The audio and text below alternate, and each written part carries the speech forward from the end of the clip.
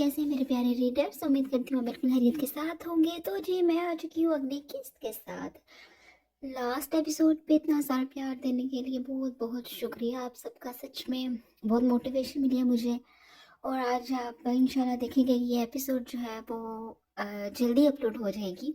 जल्दी सेंस में कुछ घंटे पहले लेकिन है आप सबके प्यार का, सपोर्ट का बहुत बहुत बहुत ज़्यादा शुक्रिया। जिन्होंने अभी तक चैनल को सब्सक्राइब नहीं किया वो सब्सक्राइब कर लें, वीडियो को लाइक कर दिया करें, कमेंट कर दिया करें। और जो कमेंट करते हैं, लाइक करते हैं और सब्सक्राइब भी कर चुके हैं उन सबका बहुत बहुत शुक्रिया। और वक्त बिल्कुल ज़ाया नहीं करना, किस्त बहुत लंबी है। उम्मीद करती हूँ आपको अच्छी लगेगी। और अगर अच्छी लगे, अच्छी ना भी लगे, तब भी बताइएगा कि इसको अच्छा कैसे किया जा सकता है। ठीक है। और ठीक है जी, अब हम मज़ीद वक्त बिल्कुल भी ज़ाया नहीं करेंगे और अपनी एपिसोड की तरफ चलते हैं।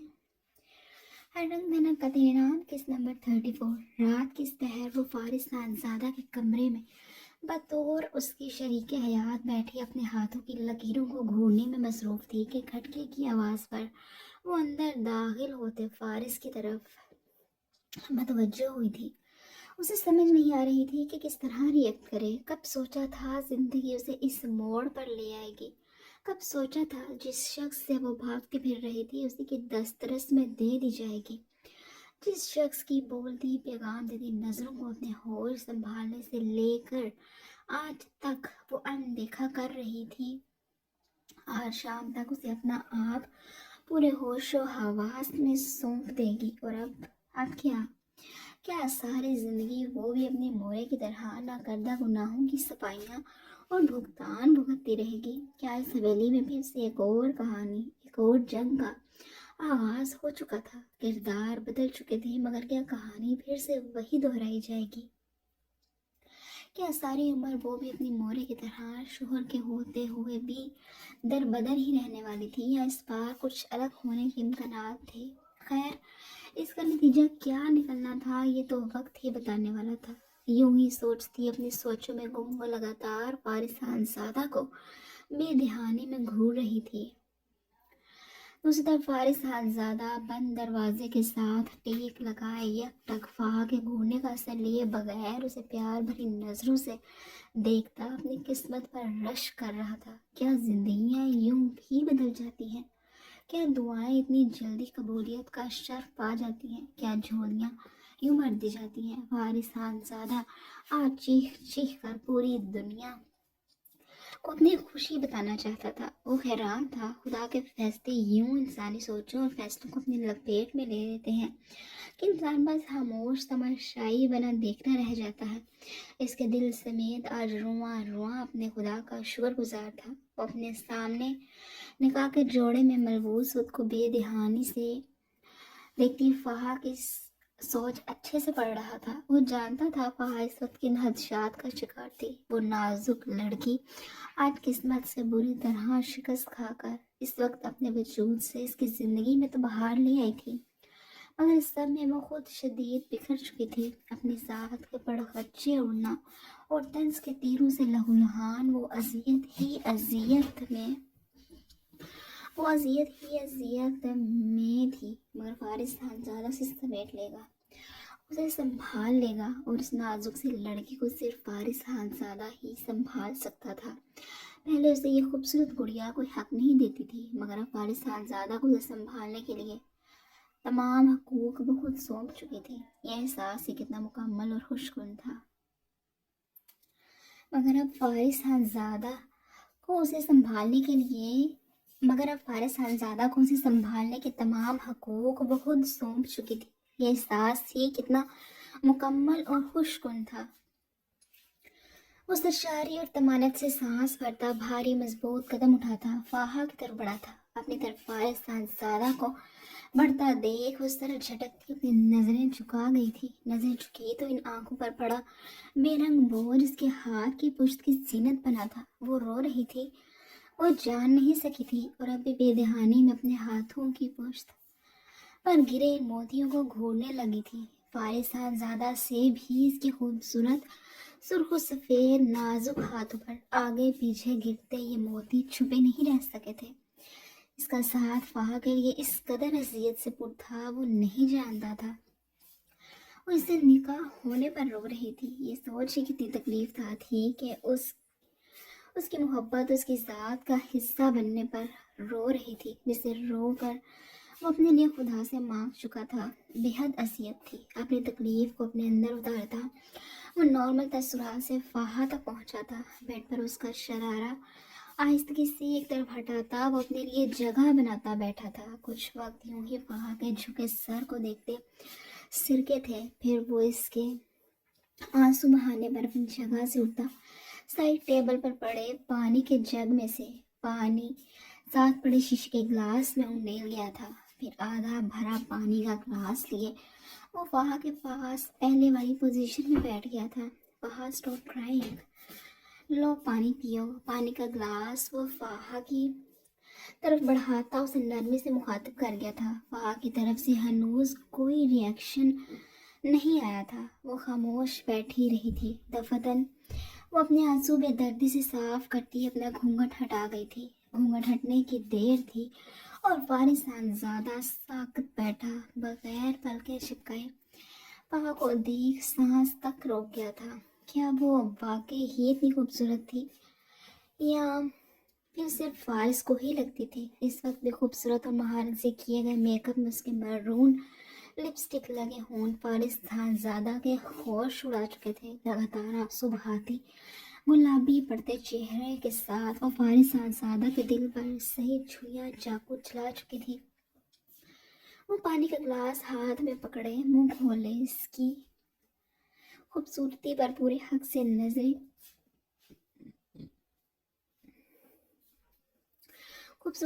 हक से नजरें जमाए बैठा था। तभी वहाँ की आवाज़ पर होश में आता सर झटक कर रह गया था। अब छोड़ दे ग्लास। फारिस खानज़ादा से ग्लास ले तो तब जब फारिस खानज़ादा ग्लास छोड़ेगा। वो तो स्टिल हुआ महज उसे घूरने में मसरूफ था। मजबूरी से बोलने के साथ हल्का सा झटका लगाना पड़ा था, तब जाकर फारिस सर झटकता उसकी तरफ मुतवज्जो हुआ था। 2 घूंट पानी के अंदर गए तो वो कुछ होश में आई थी और अब सबसे पहले वो अपनी इस भारी ड्रेस से छुटकारा पाना चाहती थी। इसके बाद बाकी देखा जाता, इसलिए वो बचा वो पानी का ग्लास साइड टेबल पर रखती। अब की बार भी हनूज संजीदगी से फारिस से दोबारा गोया हुई थी। हटिए यहाँ से, मुझे चेंज करना है। फहा मजीद अब फारिस के सामने रोना नहीं चाहती थी, इसलिए संजीदगी से फारिस से नजरें चुराती इसे हटने का बोल गई थी। माँ और फहमीदा पप्पू ने उसका तकरीबन सारा सामान कम वक्त में भी फारिस के रूम में सेट करवा दिया था और अब वो फ्रेश और इजी होकर मुंह लपेटे सोना चाहती थी। बस ओके, क्यों नहीं, फ्रेश होंगी तो वो बेहतर महसूस करेंगी। फारिस अपनी जगह से उठता उसे जाने का रास्ता दे गया था।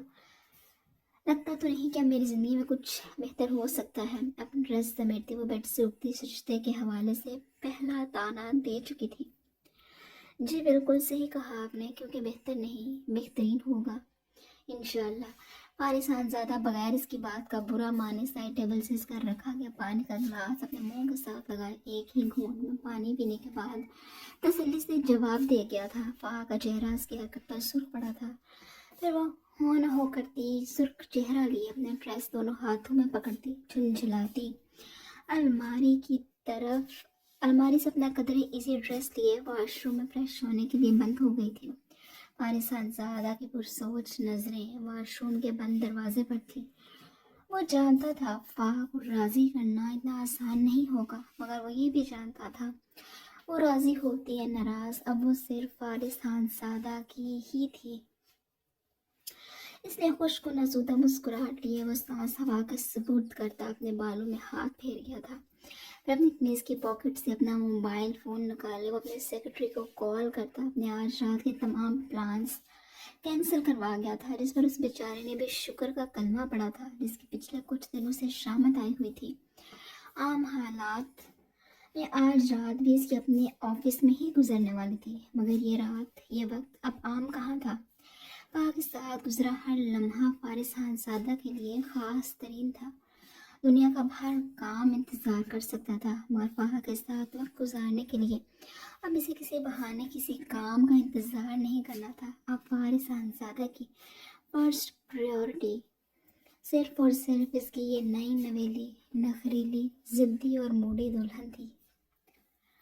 وہاں واش روم سے نکلی تو فارس صاحبزادہ ہنوز موبائل فون ہاتھ میں پکڑے کالز پر مصروف تھا، مگر فہا کو روم میں انٹر ہوتا دیکھ وہ کال کاٹتا فہا کی طرف متوجہ ہوا تھا، جس کی روئی سرخ ہلکی سوجی آنکھیں اس کا واش روم میں رونے کی چگلی کر رہی تھی۔ بلیک کلر کے سلک کے ٹراؤزر شرٹ میں ملبوس وہ اپنے روم میں بے تکلفی سے چلتی فہا کی طرف بڑھا تھا، جو ڈریسنگ ٹیبل کے سامنے کھڑی اپنے لمبے گھیلے الجھے بالوں کو سلجھانے میں لگی تھی۔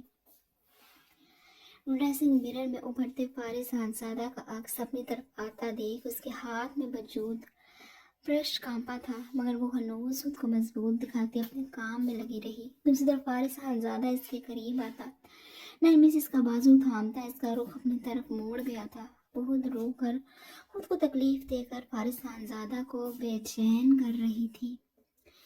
کیا ہم دو منٹ دو میچور لوگوں کی طرح بات کر سکتے ہیں؟ فارس صاحبزادہ فہا کو اپنی وجہ سے تکلیف میں نہیں دے سکتا تھا، مگر یہاں مجبوری یہ تھی، وہ چاہ کر بھی اس کے لیے کچھ نہیں کر سکتا تھا۔ ہاں، مگر شاید اس کے خدشات دور کر کے وہ اسے کسی حد تک پرسکون تو کر سکتا تھا، جو بہرحال بطور اس کے شوہر کی اس کی ذمہ داری تھی۔ فارس کے پوچھنے پر فہا خاموش نظروں سے فارس کو دیکھنے لگی تھی۔ فہا، میں جانتا ہوں جو ہوا وہ آپ کے لیے ایکسیپٹ کرنا آسان بالکل نہیں ہے، مگر یقین مانے رونا اس کا بہترین حل پھر بھی نہیں ہے۔ فارس فہا کی ہنوز سرخ آنکھوں میں جھانکتا اسے سمجھانے لگا تھا، تو پھر مجھے اس کا حل بتائیے۔ فہا چاہتے ہوئے بھی اپنی آنکھوں سے نکلتے آنسو پر قابو نہ پا سکی تھی۔ کیا خدشات ہیں آپ کو؟ باخدا فارس صاحبزادہ کا ساتھ اتنا بھی برا نہیں جو آپ یوں رو کر ان خوبصورت آنکھوں اور میرے کمزور دل پر ظلم کر رہی ہیں۔ فارس نرمی سے اپنے قریب کرتا اس کے آنسو اپنی انگلیوں کے پوروں سے صاف کرتا استفسار کرنے لگا تھا۔ لیکن مجھے فارس صاحبزادہ کا ساتھ پھر بھی نہیں چاہیے۔ وہ لگاتار آنسو بہاتی فارس کی آنکھوں میں اپنی التجائیہ آنکھیں ڈالے بھرائی آواز میں بولتی فارس صاحبزادہ کو گہری تکلیف سے دو چار کر گئی تھی۔ فہا گئے کہ اس کی محبت اپنی اتنی بے تنائی پر ہنسی تھی۔ عجیب ہوتے ہیں یہ جان سے پیارے لوگ بھی، کس وقت کہاں وار کرنا ہے بخوبی جانتے ہیں۔ فہا کے بار بار فارس صاحبزادہ چہرہ جھکائے جیسے خود پر ہنسا تھا۔ محبتوں کا یہ لاڈلا ترین شخص فہا کے معاملے میں اتنا تہی دماغ کیوں تھا؟ کیوں وہ اس معاملے میں لاڈلا نہیں تھا؟ کیوں اس چیز کی جان لینا چاہتی ہیں اتنے سخت الفاظ بول کر؟ کم از کم صرف آج کی رات کے لیے تو مجھے خوش ہو لینے دیتی، مجھے اس خوش فہمی میں رہنے دیتی کہ فہا مکمل طور پر صرف اور صرف فارس صاحبزادہ کی ہو چکی ہے۔ مگر خیر، فارس اتنی بات کہتا چند لمحے ٹھہرا تھا، جبکہ فہا اپنے آنسو روکے فارس کے بولنے کی منتظر تھی۔ ایک صرف اس معاملے میں آپ مجھے خود غرض سمجھ لیں، واللہ فارس صاحبزادہ اب کی بار آپ سے دور گیا تو مر جائے گا۔ فارس صاحبزادہ کی بات پوری ہوئی تو وہاں اپنے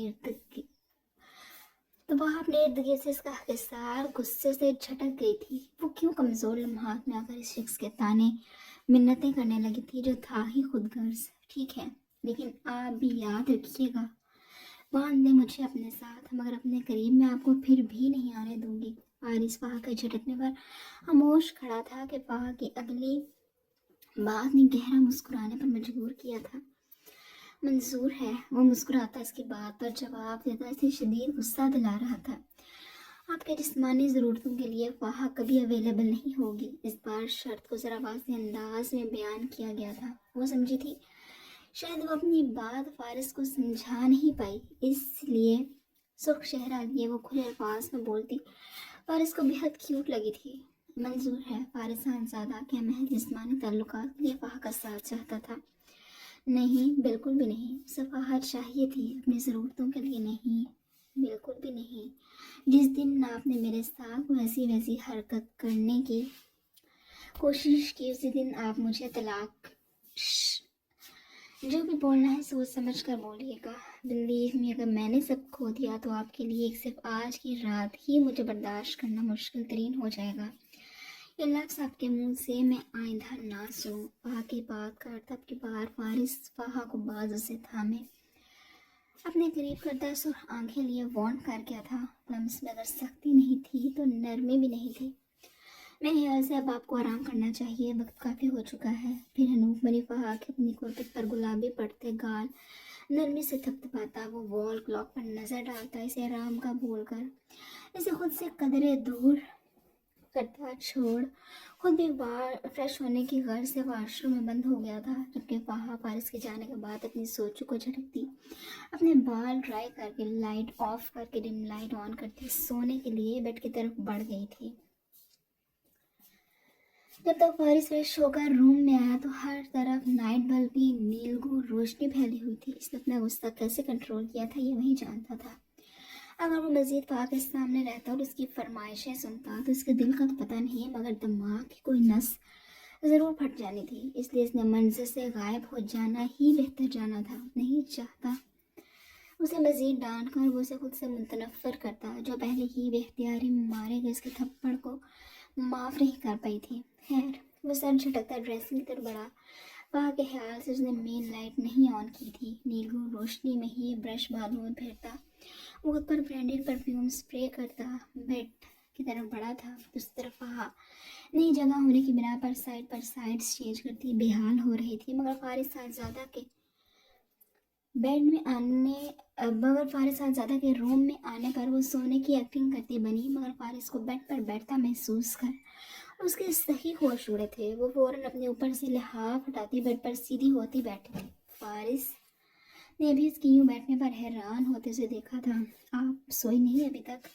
फारिस अपने लहजे में हैरानगी समोए सवाल कर बैठा था। क्या क्या आप बेड पर सोएंगे? फहा जवाब देने के बजाय सवाल पूछ बैठी थी। जाहिर है बेड इतना बड़ा तो है ही कि हम दोनों आराम से सो सकें। फारिस ने जवाबन सुकून से जवाब दिया था, जिस पर फहा शशोपंज में मुब्तला इसके चेहरे को देखने लगी थी। फारिस इसके यूं देखने पर खुद भी हैरान होता, उसे देखने लगा था। इसके पास समझ में आए तो दोबारा बोलने से खुद को रोक न सका था।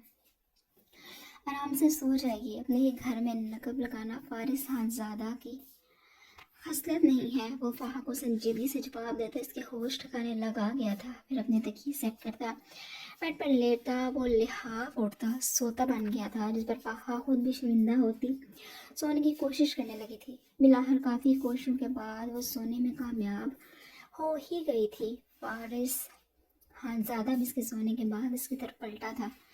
फिर नीलू रोशनी में इसके चेहरे को तकता वो जाने का खुद भी नींद की वादियों में गुम सो गया था।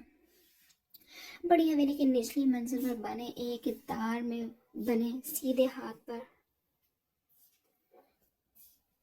बड़ी हवेली की निचली मंजिल पर एक तार में बने सीधे हाथ पर बने रूम्स में से एक छोड़ दूसरे में एंटर हूँ तो Shahriar Khanzada grey sweat shirt और हमरंग इसी ट्राउज़र में मरबूज बिखरे बालों के साथ सोफे पर दोनों टांगे फैलाए गोद में लैपटॉप रखे बज़ाहिर कुछ मेल्स लिखने में मसरूफ़ नजर आ रहा था, मगर उसकी सारी तवज्जो रूम में मौजूद लाइट पिंक मैक्सी शरारे में मलबूस गुनगुनाती ड्रेसिंग के सामने बैठी माहा के सरापे पर थी, जो मसरूफ़ अंदाज में अपना मेकअप रिमूव कर रही थी। मगर पर शहरियार खानज़ादा की तवज्जो वो अच्छे से महसूस कर सकती थी। इसकी हाथ पर ज़ेरे लब मुस्कुराती वो मेकअप रिमूव करने की स्पीड कम कर चुकी थी। इस बंदे ने उसे पिछले कई दिनों से नाखून चने चबवा दिए थे, मगर इसका मुंह सीधा नहीं हो रहा था और अब इसकी हालत और बेताब नजरें माँ को खूब तस्कीन दे रही थी। अगर इससे पहले इन होता शहरियार खानज़ादा को मनाने के लिए उसे बन ठान कर उसके आगे पीछे फिरना था तो ये कारनामा कब की कर चुकी होती। खैर, देर तो अब भी नहीं हुई थी। दूसरी तरफ शहरियार खानज़ादा की बर्दाश्त अब बस जवाब देने वाली थी। वो कब से वेट कर रहा था कि शायद मैडम इसको मनाने की कोई एफर्ट करेंगी, मगर वो तो मज़े से गुनगुनाती से सख्त जहर लग रही थी। तभी माँ अपना काम निपटाती चेहरे पर संजीदगी तारी करती ड्रेसिंग स्टूल सूरती शहरियार की तरफ बढ़ी थी। शहरियार भी सऊद की तरफ बढ़ता, दिल में उम्मीद और खुशी लिए जोर शोर से एक्टिंग करता, माथे पर बल लिए मस्जिद लैपटॉप स्क्रीन में घुसा था। वहाँ इसके करीब पहुँचती शहरियार की तरफ कदरें झुकी थी। डर के इसकी इस हरकत पर शहरियार का दिल उछल कर हलक में आया था। वहाँ शहरियार की तरफ झुकती उसके पास साइड टेबल पर से अपना मोबाइल फ़ोन उठाती अपनी मुस्कुराहट जब्त करती पलटी थी। مگر اس سے پہلے وہ آگے بڑھتی اس کی نازک کلائی شہریار کے مضبوط گرفت میں آ گئی تھی، جس کا جھٹکا دیتا شہریار کی مضبوط گرفت میں آ گئی تھی جسے جھٹکا دیتا وہ لیپ ٹاپ سائڈ پر کرتا اسے لیپ ٹاپ کی جگہ پر شفٹ کر چکا تھا، جبکہ ماہا بمشکل اپنی چیخ روک پائی تھی، اور اس کی اتنی قربت پر ماہا کی جان مشکل میں پڑ چکی تھی جسے شہریار خانزادہ سے اس حرکت کی امید قطع نہیں تھی۔ شہریار خانزادہ اس کے اتنے قریب آنے پر پلٹتے دیکھ اب مزید اس کا منانے کا انتظار نہیں کر سکتا تھا، اس لیے لیپ ٹاپ ہٹاتا اس کلائی سے کھینچتا اپنے لیپ ٹاپ اپنی لیپ پر بٹھا چکا تھا، اور اب اس کا صاف ستھرا گلابی پڑتا چہرہ اور جھکی پلکیں اس کا الگ امتحان لے رہی تھی۔ مناؤ مجھے، اس کی جھکی پلکوں پر آتن پھونک مارتے فرمائش آئی تھی، جس پر ماہا حیران ہوتے اسے دیکھنے پر مجبور ہوئی تھی۔ پھر اس کی سرخ نظریں اپنی ہونٹوں پر محسوس کرتی وہ نظریں اس کے پیچھے موجود دیوار پر لگی پینٹنگ پر مرکوز کر گئی تھی۔ کچھ کہا ہے میں نے؟ شہریار اس کی نظروں کا پھیرنا برابر محسوس کر چکا تھا، اس نے اپنے دائیں ہاتھ سے اس کا چہرہ پکڑتے سے اس کو دیکھنے پر مجبور کرتا اپنی بات دہرا گیا تھا۔ اوکے، لیکن پہلے مجھے چھوڑو تو ماں کے لیے اس قدر قربت اور توجہ پر نظریں ملانا دوبھر ہوا تھا، منانا تو بہت دور کی بات تھی۔ اس نے اس کے مضبوط بازو کا حصار اپنے گرد سے ہٹاتی وہ مشکل بول پائی تھی۔ ایسے ہی مناؤ، اس کی کوششوں کو ناکام کرتے جھٹکا دیتے مزید اپنے پاس کرتا، نفی میں سر ہلاتا اپنی فرمائش پر اڑا رہا تھا۔ پلیز شاعری، ایسے کیسے؟ امین کچھ دور چھوڑو، تم سے نہیں ہوگا۔ میں تمہیں آج بتاتا ہوں کہ شہریار خانزادہ کو ماہا شہریار خانزادہ کیسے منا سکتی ہے۔ نیکسٹ ٹائم کے لیے کچھ ہیلپ ہو جائے شاید۔ وہ ماں کا کامتا وجود بخوبی محسوس کر رہا تھا، اس کی بات کرتا اسے اپنے بازو میں نازک گڑیا کی طرح اٹھائے وہ صوفے سے اٹھتا بیڈ کی طرف بڑھا تھا، اپنی بات کے آخر میں بائیں آنکھ کا کونا دباتے سے شدید شرمندگی سے دو چار کر گیا تھا، جبکہ ماہا گرنے کے ڈر سے اس کے گرد اپنے نازک بازوں کا حصار کھینچ گئی تھی۔ شہریار احتیاط سے اس کے نازک وجود کو بیڈ پر لیٹا تھا، پیچھے ہٹا تھا۔ شہریار جانتا تھا اب میڈم کی بولتی سناتا گیوں بند ہی رہنی تھی، اس لیے زیر لب مسکراتا وہ بیڈ سے اٹھا تھا، دروازے کی طرف بڑھتا، وہ اسے اچھے سے لاک کرتا، مین لائٹ آف کر کے نائٹ بلب آن کرتا، ماہا کی طرف بڑھتا، اس کی طرف متوجہ ہوتا، اس پر قابض ہوا تھا، جس کے بعد شہریار وقفے سے ماہا کو اچھے سے اس کو منانے کے نئے طریقے بتاتا اسے خود سے ناراض کرتا رہا تھا، مگر ادھر پرواہ کسی تھی، کیونکہ شہریار خانزادہ کو ماہا کو منانے کے ہر طریقے سے واقفیت رکھتا تھا۔ بڑی حویلی میں جہاں ایک طرف خوشیوں اور شادمانیوں کا دن تھا تو وہیں دوسری طرف کچھ لوگوں کے دلوں میں بھاپ پڑ جل رہے تھے، اور یہ لوگ کوئی اور نہیں فوزیہ بیگم ان کی بھتیجی نشا خانزادہ تھی۔ وہ آسیہ بیگم کی بھی اور محض پرخاش تھی، مگر چونکہ وہ کبھی ان کے راستے میں نہیں آئی تھی، اس لیے وہ فی الحال کے لیے تو محض اپنی بہن اور بھتیج کے غم میں شریک ہونے کے لیے ان کے ساتھ ہی فوزیہ بیگم کے روم میں بیٹھی تھی۔ پھوپھو نے کہا تھا فارس کی شادی صرف اور صرف مجھ سے ہوگی، تو پھر یہ پہا کیوں آ گئی ہمارے بیچ؟ نشا لگاتار آنسو بہاتی فوزیہ بیگم کو کوسنے دے رہی تھی، جن کا خود بس نہیں چل رہا تھا کہ پہا کو پالو سے پکڑ کر فارس کے کمرے سے کیا حویلی سے باہر نکال کریں۔ نشا میری بچی، مجھے کیا پتا تھا کہ وہ حارث سے اس طرح اپنے کرتوتوں کی وجہ سے اینڈ ٹائم پر جیل جا بیٹھے گا۔ فوزیہ بیگم تب پہا چھوڑ اپنے کوسنوں میں حارث شاہ کو بھی لپیٹنا شروع کر چکی تھی۔ ویسے آپا، اگر فارس بھی حویلی واپس نہ آتا تو آج وہ بلا اپنے نانا کے ہاں دفن ہو چکی ہوتی۔ آسیہ بیگم بھی دو کی کوڑی لائی تھی، جس پر اب باقی دونوں بھی ہاں میں لانے لگی تھی۔ مگر اب ہم کریں گے کیا؟ وہ مجھے فارس چاہیے ہر حال میں۔ جب کی بار آسیہ بیگم کے کندھے کے ساتھ لگے انہیں اپنے دکھ سنانے میں لگ گئی تھی۔ کرنا کیا ہے؟ اب تو کچھ بھی کر کے ان دونوں سبونیوں کو میرے بیٹوں کی زندگیوں سے نکالنا ہی ہوگا۔ فوزیہ بیگم لہجے میں نفرت کی پھنکار لیے چیخی تھی۔ آپا ویسے برا نہ مانیے گا، مگر آپ پہلے بھی کافی کوشش کر چکی ہیں، مگر کوئی فائدہ نہیں ہوا تھا اس کا۔ آسیہ بیگم منہ بناتی اپنی ہی بہن کو سنانے لگی تھی، جن کی بس باتیں ہی بڑی بڑی تھی، ورنہ اپنے دونوں جوان بیٹوں کو وہ سنبھال نہ سکی تھی، اور ہوگا تو تب نہ جب یہ ماہا میڈم میری بیٹی کی جان چھوڑ کر یونیورسٹی تشریف لے کر جائے۔ مگر یہ میڈم तो अगर ये डेरे डाल कर रह गई है, वरना फौजिया ने कच्ची गोलियां कभी खेली ही नहीं है। फौजिया बेगम नहवत से मुंह बनाती बोली थी, तो फिर अब क्या हम इनका घरों से निकलने का इंतज़ार करेंगे? नहीं, बिल्कुल भी नहीं। अगर नहीं निकलती घरों से तो उन्हें किसी बहाने से निकालें। निशा भी अब की बार लहजे में फनकार और जलन लेकर गोया हुई थी। बिल्कुल आपा, निशा बिल्कुल ठीक कह रही है, हमें जल्द से जल्द कुछ करना होगा। ये ना वो दोनों बहनें सानदान को वारिस देकर अपने कदम यहाँ मजबूत कर ले। आसिया बेगम भी मुस्तकबिल की फिक्रमंदी के साथ गोया हुई थी।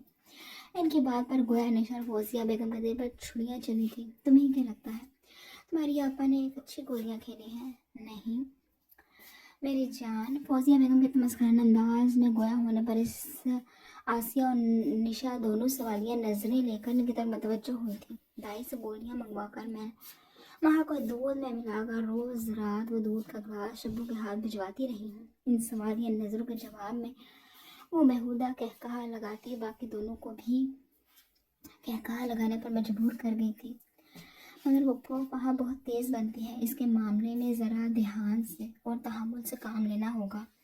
निशा मुंह बनाती इनकी तवज्जो फ़ाहा की तरफ करवा गई थी। फिक्र ना करो, मैं फ़ाहा को भी जानती हूँ और अपने बेटे से भी अच्छी तरह वाकिफ़ हूँ।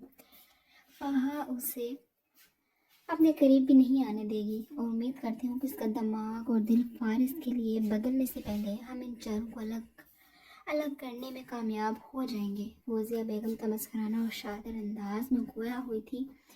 मैं गोया होती तो केवल सारा प्लान अपने दिमाग में बना चुकी थी, इस पर अमल दरामद करने का वक्त भी आ पहुंचा था। मगर हम करेंगे क्या? निशा ने आसिया बेगम की सोच को भी अपने लिबास पहनाए थे। फिर फौजिया बेगम इन दोनों को भी अपने वाहियात प्लान का बताती कह लगाने पर मजबूर कर गई थी। शाहवनी में भी रात के इस पहर खामोशी का राज था, यहाँ तक कि घड़ी की सुइयों की टिक टिक की आवाज़ ही बस सुनाई देती। तकरीबन 12:30 का वक्त दिखा रही थी। ऐसे में स्टडी रूम का लकड़ी का डार्क ब्राउन दरवाज़ा खुला तो ज़वेर शाह हाथ में लैपटॉप पकड़े अपने रूम की तरफ बढ़ता नजर आया था। अमेरिका और पाकिस्तान के टाइम के फ़र्क से इसे निकाह से वापस आकर एक इम्पॉर्टेंट मीटिंग अटेंड करनी पड़ी थी। यही वजह थी कि वो इस वक्त तक काम कर रहा था।